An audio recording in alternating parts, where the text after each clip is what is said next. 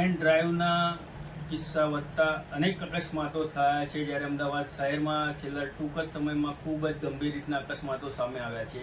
ત્યારે ઉપરી અધિકારીઓ દ્વારા પોલીસ તેમજ અનેક પોલીસ કર્મચારીઓ તેમજ તમામ પોલીસ સ્ટેશનો જ્યારે આદેશ કરવામાં આવ્યા હોય કોમ્બિંગ નાઇટના, તેમજ અનેક તસવીરો સામે આવી છે કે રાતના ચેકિંગ કરવામાં આવતા પોલીસના દ્રશ્યો જે તમે ખાસ જોઈ શકો છો।